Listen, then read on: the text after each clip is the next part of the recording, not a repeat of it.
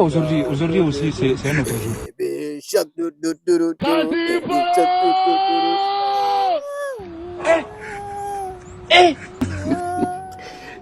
Ndio binti. Yeah. Nakusikiliza. Asante mganga, nashukuru sana. Um, yani mganga, unajua mimi nimetoka huko, nimechoka kweli, yani so tired. Yani safari zimekuwa nyingi za kutoka huku kwenda huko Ulaya, kwenda sijui wapi huko. Nimechoka, maana naomba eti nimpeleke mtoto eti aende akacheze mpira huko Spain nini. Sasa nimechoka mganga.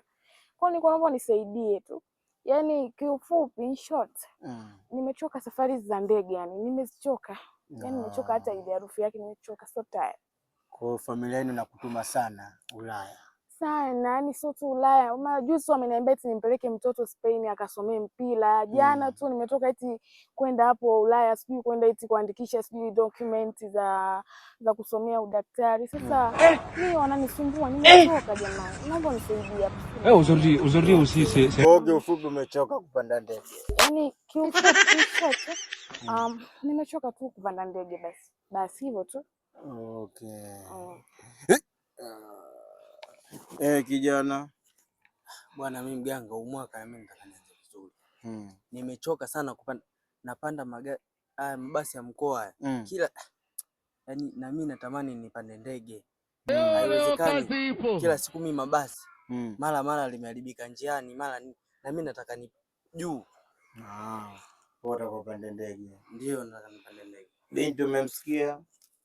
Yeah. Wewe umechoka kupanda ndege? Yeah, mimi nimechoka kupanda ndege. Wewe utakupanda ndege. Nataka nipande ndege. Sasa sikilizeni. Wewe si umechoka kupanda ndege? Yeah, yes. Nenda kwa familia huyu. Wewe unataka kupanda ndege?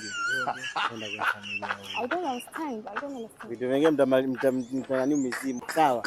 Haya, nendeni mkakubaliane. Sawa, tumeelewana? Ndio. Wewe utaenda kwa familia huyu. Huyu kachoka kupanda ndege. Wewe umetoka kupanda ndege utaenda kwa huyu. Utapanda mabasi ya mkoa. No, mganga. I don't understand. I don't understand. Hakubaliana kwa familia zenu. Mnachosha mizimu tu hapa.